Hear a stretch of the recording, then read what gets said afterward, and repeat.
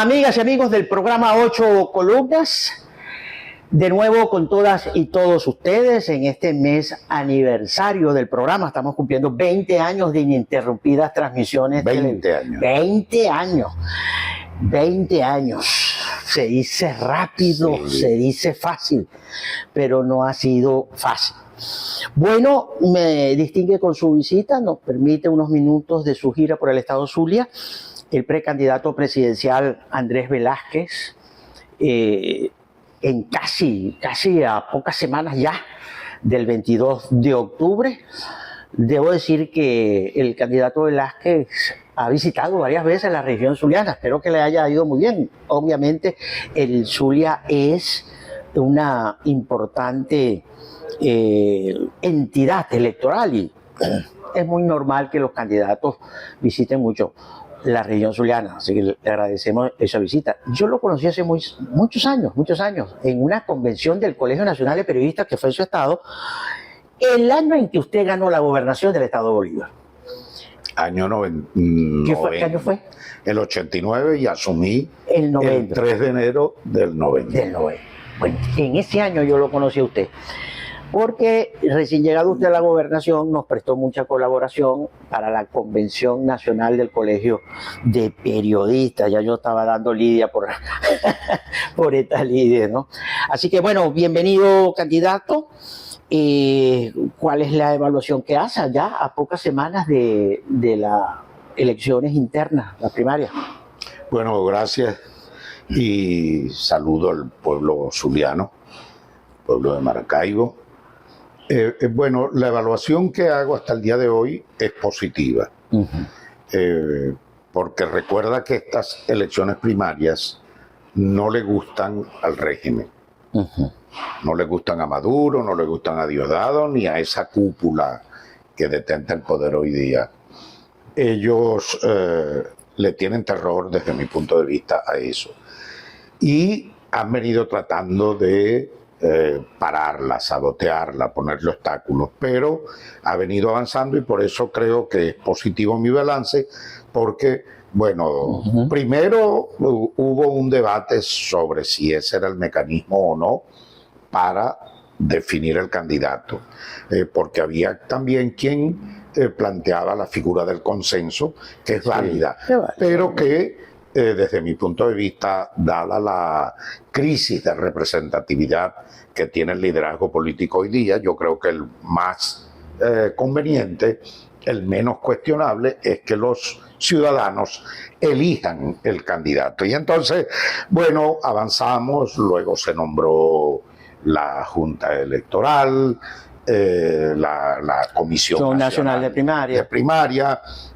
nombrada por la plataforma. Sí, pidieron ayuda al CNE, el CNE la negó, bueno, en fin, luego vino el proceso de inscripción de candidatos, se hicieron las inscripciones de los candidatos y, bueno, arrancó la campaña de manera formal y yo diría que hoy estamos en la recta final de este proceso, no sin antes reconocer que aún estando en la recta final, aún faltando menos de 50 días ya para este proceso, yo puedo afirmar que todavía la primaria sigue estando bajo acecho por parte de Maduro, de Diosdado y de esa camarilla que hoy usurpa el poder en Venezuela. Bueno, interesante. Pase a la sala de redacción, como decimos en el programa. Interesante frase informativa.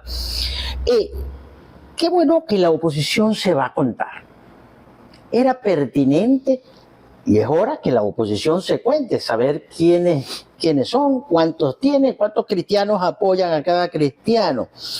Cuando usted dice que la primaria está bajo acecho, ¿qué presume usted? ¿Cuáles son las sospechas que un hombre tan experimentado en política como usted visualiza? ¿Cuáles son las principales amenazas de las primarias? Sí, bueno, basta con hacerle un seguimiento, una auditoría al comportamiento del régimen para darnos cuenta de que efectivamente ellos vienen atacando y ya te comentaré en lo que creo van a concluir. Una es el ataque a la Comisión Nacional de Primaria, las amenazas directas de Diosdado, de que los van a investigar, de que quien los financia, han acosado a la secretaria de la Comisión Nacional de Primaria, la persiguen hasta su casa, amenazan a algunos de sus integrantes, presionaron para que se saliera incluso uno, recordemos que sí, renunció uno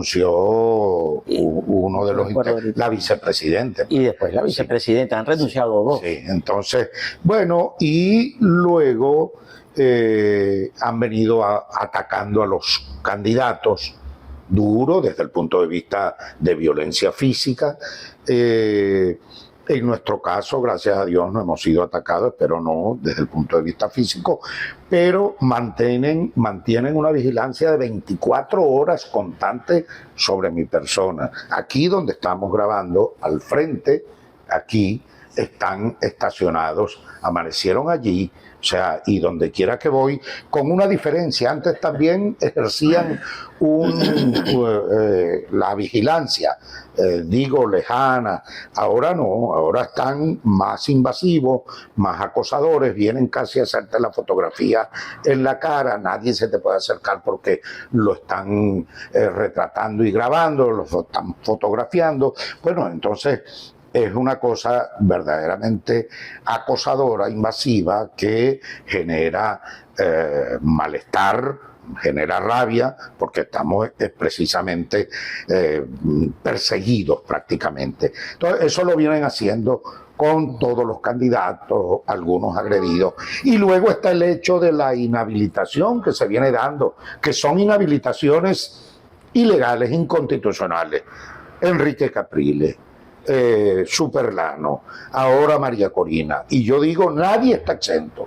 Ellos de la noche a la mañana, ¿usted está habilitado? Sí, ellos pueden ser caprichosa o arbitrariamente inhabilitar al que le dé la gana. Por eso es que, bueno, un régimen que no respeta absolutamente nada, y todo eso atenta contra el avance de la primaria. Por eso digo que está acechada, y además en pasillos políticos insisten en el hecho de que va a haber una decisión del TCJ que va a parar el proceso. Entonces, mi conclusión es que hasta que yo no vea el 22 votando y contando la votación, hay que estar alertas. Bueno, estamos conversando con Andrés Velázquez, precandidato presidencial. Vamos a una breve pausa y seguimos con todas y todos ustedes.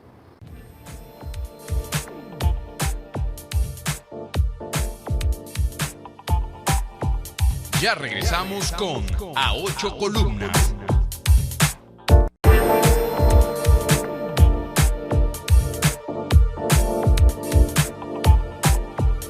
Continuamos con A Ocho Columnas. Continuamos con Andrés Velázquez, precandidato presidencial.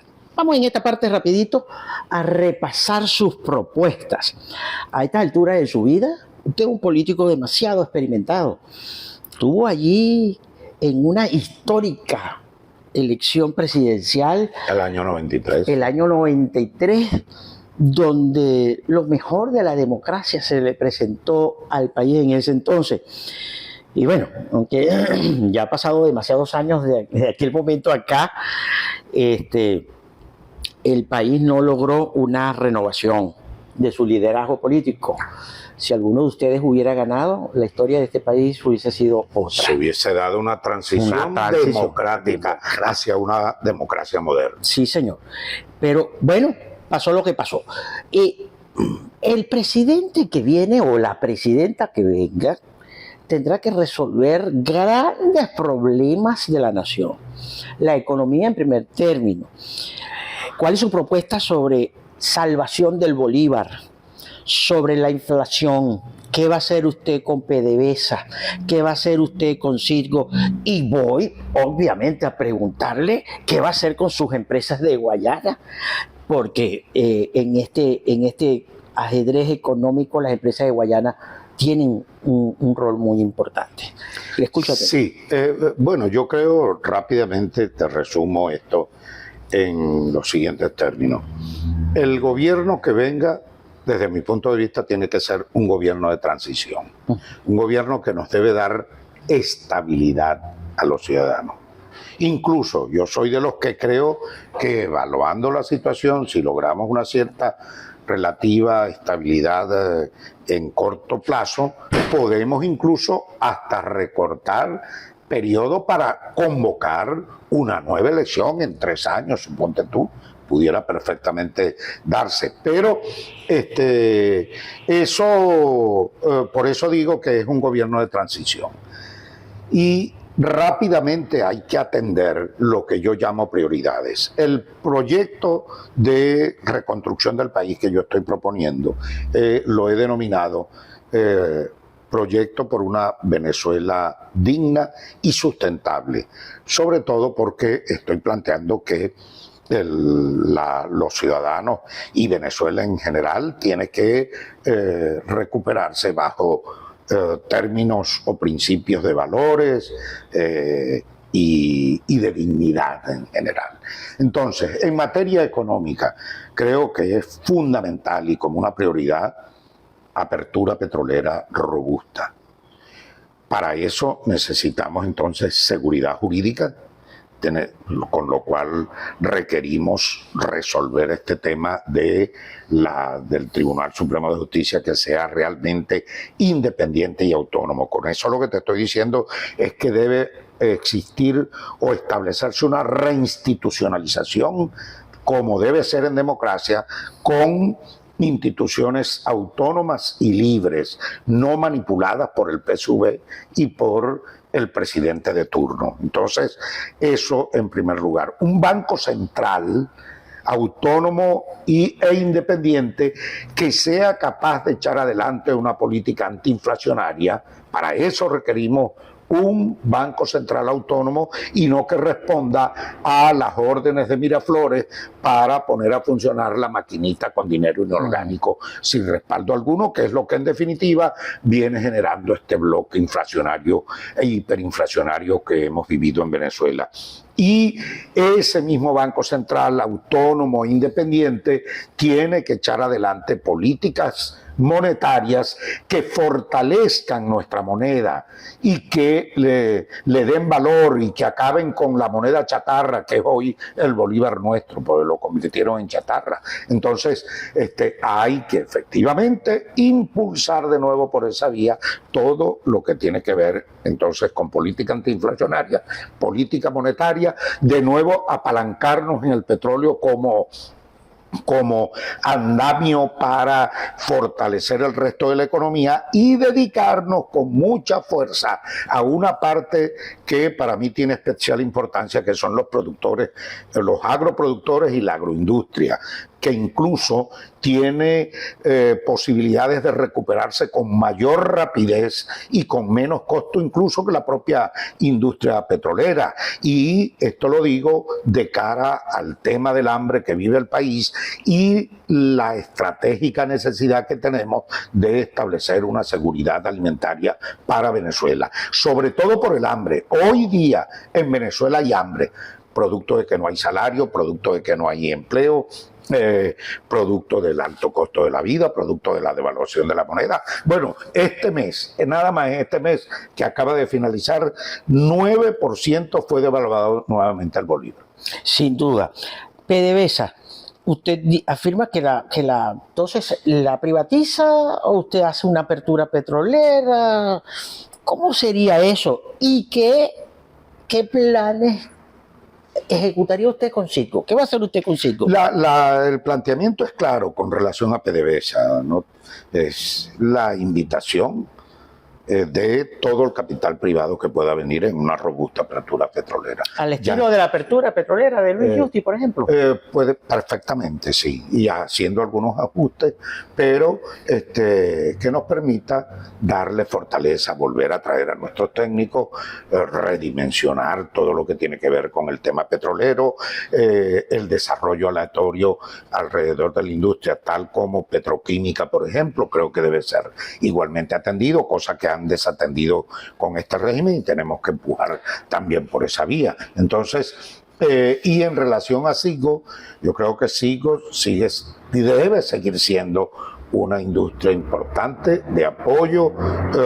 Se salva, usted no vendería Citgo. No, una industria de apoyo para la PDVSA nuestra que vamos a recuperar. Pero no hay necesidad de hacerlo, porque, bueno, si la podemos mantener en nuestras manos y tenemos garantizado el petróleo pesado que esa tecnología atiende, es especialidad, por cierto, tecnología especializada en nuestro petróleo, y para que, pues, si tenemos que mantenerla como complemento más bien y fortaleza para nuestra industria PDVSA. Algunos expertos en la materia, bueno, usted tiene el apoyo y la asesoría de Alfredo Ramos, que lo estoy viendo por aquí. Se dice que en PDVSA hay demasiados trabajadores, que ahí habrá que hacer una reducción de la nómina de PDVSA. ¿Usted está de acuerdo con hacer una reducción de la nómina de PDVSA? Yo perfectamente creo que todos esos ajustes hay que hacerlo. Hay que hacerlo. Y yo diría que en materia laboral tenemos que restablecer todos los derechos de los trabajadores y poner al día todas las deudas que se tienen con los trabajadores.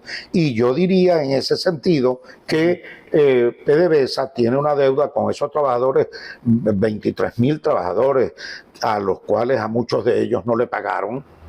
Le robaron el fondo de pensiones, le acaban de robar ahorita 35 millones más del fondo de salud, y hay que pagarle a esos trabajadores despedidos sus prestaciones en primer lugar y luego hacer una revisión en relación a toda la nómina de PDVSA, porque yo estoy absolutamente seguro que en esa nómina hay nóminas paralelas, fantasmas, que no prestan servicio alguno para la industria petrolera, sino que son activismos de partido, los lavadores, los bañadores de perros de los jerarcas del régimen, los vigilantes, los choferes, las señoras que trabajan en el hogar, las niñeras, todo eso a los que nos tiene acostumbrado la corruptela de este régimen.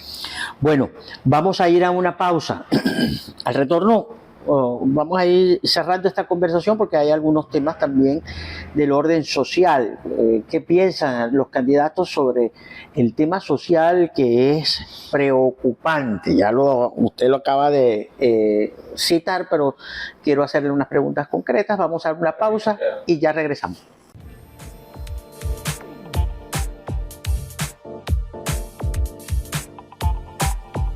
Ya regresamos con A Ocho Columnas.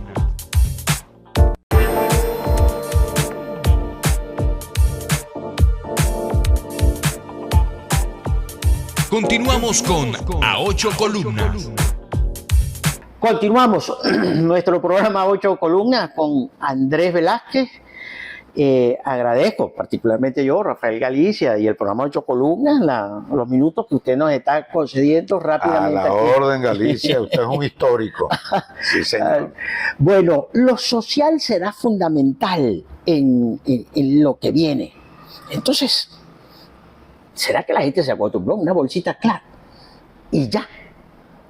¿Cómo persuadir al venezolano que podemos tener algo mejor que una bolsa clara? Sí, qué bueno que abordas este tema, porque yo comenzaría diciéndole al pueblo venezolano y al pueblo zuliano: prohibido resignarse con esta forma de vida que tenemos. Esto no es vida. Lo que tenemos hoy como país no es país. No es país. Un país es otra cosa. Un país son servicios públicos de calidad, dignos, con electricidad, con agua permanente, segura, con buena vialidad, con actividad económica, con empleo, con instituciones. Venezuela no es eso hoy día. Yo digo que Venezuela poco a poco fue siendo descuartizada y destruida. Y en el tema social, en general como país, como Estado. Y esto lo digo porque para establecer una máxima que siempre se repite, que es que sin buen gobierno no hay Estado eficiente. Y eso nos está pasando. No tenemos buen gobierno y no tenemos Estado eficiente. Venezuela se nos ha perdido poco a poco. El tema social es fundamental. No podemos pensar en un país, hablando de industria petrolera, hablando de educación y buenos servicios, si no tenemos atención a este tema de la pobreza. Yo diría que no es, yo puedo decir que esa responsabilidad de atacar y luchar contra la pobreza es éticamente una responsabilidad y un compromiso moral que tengo con el pueblo venezolano, en definitiva. Pero más allá de eso, yo digo que es un imperativo que tenemos que atender definitivamente, porque el tema de la pobreza raya en el 90% en Venezuela, y no podemos hablar de país, repito, si su gente no vive dignamente. Entonces, la Bolsa Clan no puede ser la alternativa de comida de los venezolanos, es el trabajo, es la educación. Yo digo que allí está la fórmula perfecta, uno apalancado en otro, que es el trabajo, volver a recuperar la importancia social del trabajo, que los ciudadanos, eso que uno repetía mucho antes, yo vivo de mi trabajo. Hoy nadie puede decir eso, porque nadie vive de su trabajo, porque el salario desapareció, porque no le alcanza ni siquiera para medio comer, porque la gente anda en el rebusque. Yo creo entonces que debemos devolver, en primer lugar, el valor social del trabajo, luego todos los derechos laborales del país, recuperar el salario, sus contrataciones colectivas, su derecho a salud ocupacional, su derecho al ocio, es decir, vacaciones, el derecho a la educación fundamental para el trabajo y la educación en general del país para todos nuestros jóvenes y la formación de nuestros profesionales. ¿Y de dónde saldrán los recursos para ese plan? Bueno, yo creo que de ese fortalecimiento económico del cual estamos hablando, apalancado en PDVSA y, por supuesto, en todo el resto de actividad económica que hay que darle de acuerdo al plan que tenemos, que yo defino como la dignificación de la economía, apalancamiento en PDVSA, la apertura petrolera, devolver las empresas expropiadas e intervenidas a sus legítimos dueños, apalancarnos igualmente en el turismo. Venezuela es hermosísimo, eso es algo que no explotamos y es algo que fácilmente podemos atacar en la medida en que vayamos nosotros resolviendo también servicios públicos de calidad, seguridad para el visitante, para el que hace turismo, tanto desde el punto de vista interno como desde el punto de vista externo. Creo que debemos igualmente empujar todo lo que tiene que ver con el tema de la tecnología y de la industria en Venezuela. Industrializar nuevamente, volver a esos estados tipo Carabobo, que eran los estados industriales del país, volver a recuperar esas zonas industriales que tenían cada uno de los estados, bueno, que se vino a menos porque de esas 13.000 industrias pequeñas y medianas que teníamos en toda Venezuela, hoy apenas están en el orden de 1.800 empresas medianas y pequeñas. Y todos esos sitios, ¿cómo los definían? Los llamaban zonas industriales. Zonas industriales. Bueno, eso se acabó, se vino al piso. Yo creo que apalancarnos allí es lo que nos va a dar la fortaleza. El trabajo y la educación.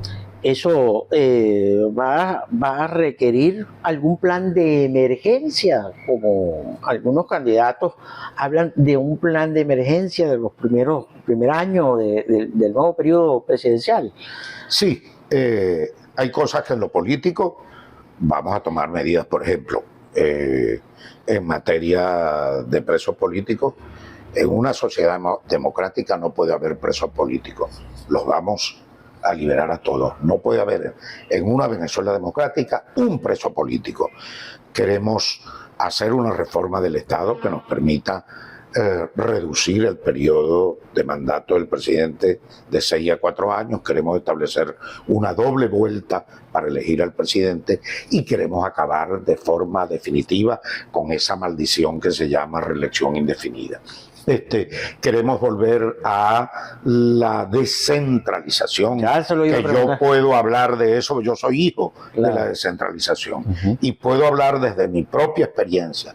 Y los zulianos pueden hablar desde su propia experiencia porque han tenido también positivos gobiernos regionales que, devolviéndole todas sus atribuciones a alcaldías y gobernadores y sobre todo los recursos que le corresponden, pueden perfectamente atender con mayor eficacia los problemas que la población tiene en cada uno de los municipios y cada estado del país. Ahora, sí, terminé la idea. Sí, bueno, y en materia económica, por supuesto, y de servicios, aquí hay prioridades relacionadas con el tema eléctrico, relacionados Los servicios públicos en general están muy deteriorados. Muy deteriorados. Tienes que Falta de hacer un inversión plan ahí. inmediato con eso y comenzar a trabajar.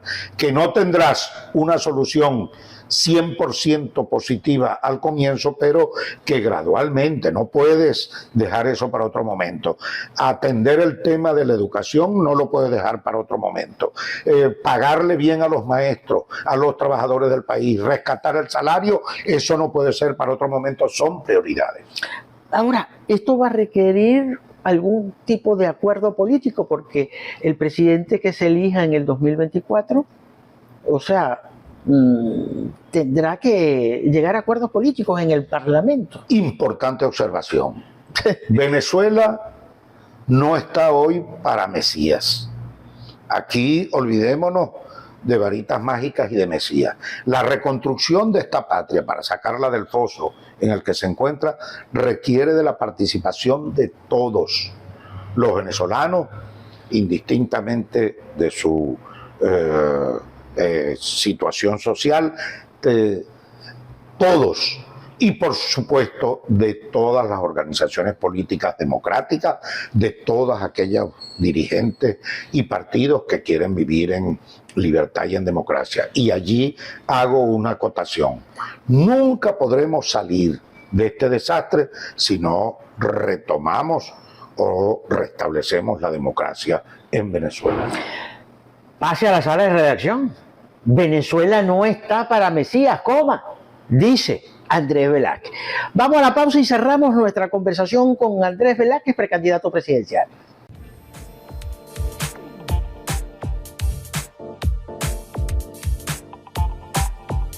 Ya regresamos con A Ocho Columnas.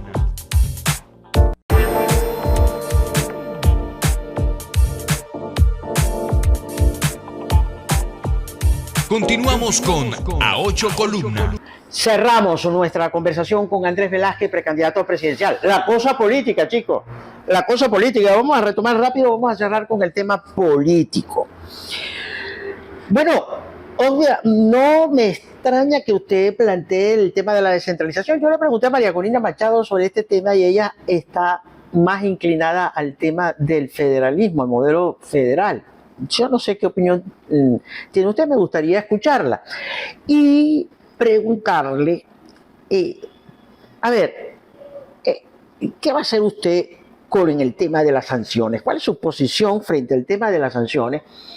Que para unos analistas no tienen nada que ver con el desastre de la economía, pero que todos coinciden en que las sanciones empeoraron en la cosa. ¿Cuál es la posición de Andrés Velázquez? Yo no creo que las sanciones hayan empeorado nada, porque la destrucción de PDVSA no fueron provocadas por las sanciones. Eso es previo. El asalto descarado que se ha hecho a la riqueza nacional no son responsabilidad de las sanciones, sino de quienes tienen 24 años en el poder de manera consecutiva. La liquidación de la infraestructura nacional, el desastre en los hospitales, en las escuelas, la desaparición del salario, la desaparición de los contratos colectivos, eso nada tiene que ver, por Dios, con sanciones.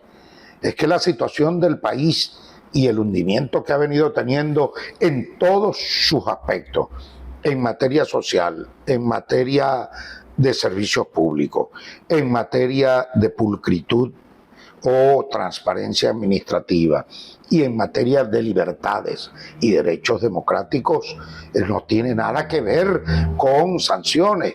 Es decir, la violación de derechos humanos, los delitos de lesa humanidad que esta gente ha venido cometiendo y por lo cual están enjuiciados o están siendo investigados en el tribunal, en la Corte Penal Internacional, bueno, nada tienen que ver con la sanción, por Dios, sino con un modelo de gobierno totalitario, autoritario, que violenta y niega derechos y libertades en Venezuela. Entonces, pero con relación a las sanciones que siempre dicen, bueno, está de acuerdo, no, yo nada tengo que ver con sanciones, porque al fin de cuentas... ¿Usted no pidió sanciones? No, yo no ando ocupado en pidiendo sanciones, y además quien establece sanciones son estos países por una razón, porque las establecen como por la falta de libertad que hay en regímenes como este, porque no solo en Venezuela, estos otros países aplican eso. Y me imagino que eso forma parte de toda esta negociación que en la actualidad existe entre Estados Unidos, Europa y Maduro en el proceso en el que están negociando todo lo que tiene que ver con la desaparición o la suspensión de esas sanciones a cambio de derechos electorales, seguridad de la campaña electoral, ¿cómo se llama? Una agenda electoral para el año 24, que todos los candidatos tengan el derecho a participar, que quiten las inhabilitaciones. Bueno, y allá el gobierno irá a plantear sus propuestas. ¿Cómo recibe Andrés Velázquez, el nuevo directorio del CNE? Bueno, eso fue una aberración constitucional. Yo de entrada diría, no estoy de acuerdo en la forma como se integró, porque hay mecanismos que establecen con claridad desde el punto de vista constitucional que los integrantes de este organismo deben ser gente, no que no tengan corazón político, sino que no sean militantes ni activistas políticos. Pero sin embargo la oposición tiene dos rectores, o dicen ser, dos rectores representantes de dos partidos. Bueno, es que yo cuestiono eso igualito, porque estos partidos que negociaron por su lado con el régimen, también pusieron o cometieron el mismo error del régimen. Dispusieron o designaron a militantes de esos partidos, activistas a plena luz del día de esos partidos, cosa que entonces coloca la situación más grave todavía. El régimen lo hace y también lo hacen sectores de oposición. Mire, hay un reacomodo en estas últimas semanas de campaña. Por ejemplo, Enrique Capriles recibe apoyo de Un Nuevo Tiempo. Se anuncia que AD de Prosperi, pues recibirá apoyo de Fuerza Vecinal, y hay un reacomodo. ¿Cómo usted lo observa, ese movimiento y su candidatura? ¿Qué respaldos ha recibido? No. ¿Llamará por teléfono a Manuel Rosales, que aprovechando que está en el Zulia? No tengo nada que llamar a Manuel que se ocupe de su trabajo del Zulia. Nosotros estamos... Pero no son ni amigos, ¿no? Sí. Tenemos se puede saludar, muy buena relación tenemos. Ajá. Y donde nos encontramos nos saludamos cordialmente. Mucho cariño y mucha cordialidad. Yo digo, conozco a Manuel, repito, buena relación con Manuel Rosales. Tengo buena relación personal con él y mucha diferencia política. Entonces, bueno, más allá de lo que sea un saludo personal, no tenemos en lo político nada que hablar, porque, bueno, aquí hay algunos sectores opositores que forman parte de la plataforma de la cual yo también formo parte, que han asumido como estrategia cohabitar o colaborar con el régimen, creyendo que esa estrategia les puede dar un mejor resultado. Yo creo que es un error. Bien, finalmente, si gana un inhabilitado, es la pregunta que todos los periodistas del universo le hacen a ustedes, ¿verdad? Sí, y yo, como soy uno más, de los periodistas del Universo también se la hago. Hay en Andrés Velázquez una propuesta, una carta debajo de la manga. No es la camisa que hoy carga, pero seguramente cuando cargue una camisa manga larga tendrá una carta debajo de la manga. El 23 de octubre, si gana un habilitado, ¿cuál será el camino? Salir a recorrer el país, a pelear por derechos electorales, por condiciones electorales, y salir a levantar a Venezuela, estimulándola mucho más en el compromiso de participar el año 24. Si la gente que dice estar en desacuerdo y descontenta con este régimen, que raya en el 90%, sale a votar, es una derrota aplastante, es una paliza electoral que le vamos a dar. Va a ser la rebelión del voto masivo de los venezolanos para derrotar a Nicolás Maduro y su camarilla.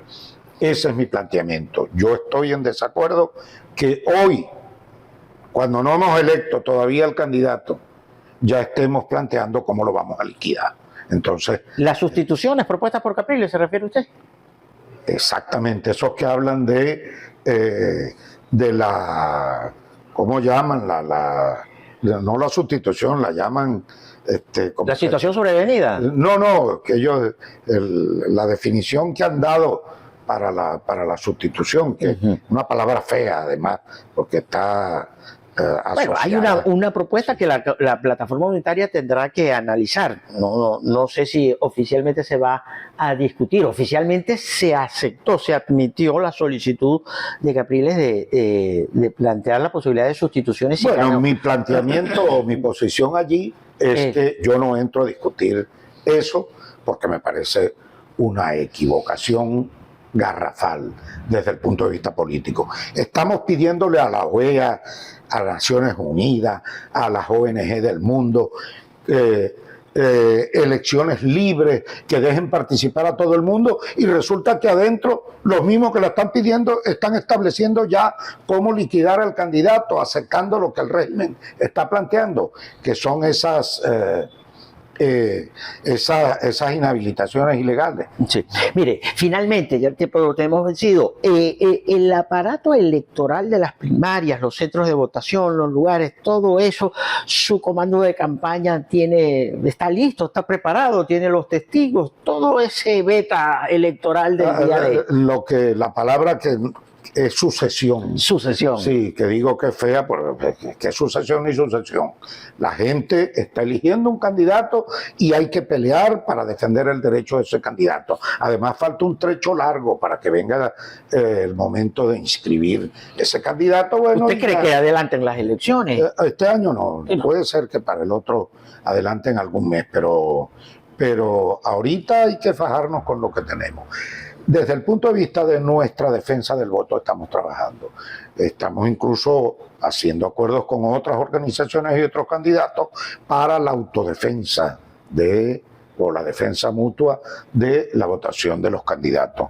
En nuestro caso, los testigos de la causa R o los testigos del candidato Andrés Velázquez estarán atentos para hacer respetar toda la votación de cualquier candidato, y estamos trabajando arduamente, organizadamente, para que no quede una sola mesa de votación de esos centros nucleados para primarias sin nuestra representación. Sin la representación. Bueno, las encuestas están dando favorita a María Corina Machado. Parece que no les ha favorecido a usted. ¿Qué opina? Sí, bueno, de acuerdo a las encuestas, María Corina Machado tiene efectivamente una preferencia. Lo demás, y esto lo digo con absoluta responsabilidad, yo soy el proponente de la primaria. El de esa idea he sido yo. Y bueno, gracias a Dios se logró concretar. Soy candidato. Estoy trabajando en esto y estoy convocando al país y el pueblo y los trabajadores a que me acompañen, a que me apoyen. Yo quiero ser el candidato. Tengo la capacidad, tengo la experiencia para conducir ese gobierno de transición una vez que salga Maduro. Pero si no fuera yo el electo o que decide el pueblo venezolano empoderado en su primaria, bueno, yo puedo dar certeza, mi palabra, de que ese que sea o esa que sea designada o electa por el pueblo va a contar con todo el esfuerzo, con todo el compromiso, con todo lo que yo pueda hacer por ese candidato para que sea vencedor el próximo año 2024. Es decir, que si María Corina gana la primaria, ¿usted saldría con María Corina a correr todos los hierros, con fuerza, con esa y con el que al final de cuentas decida la población?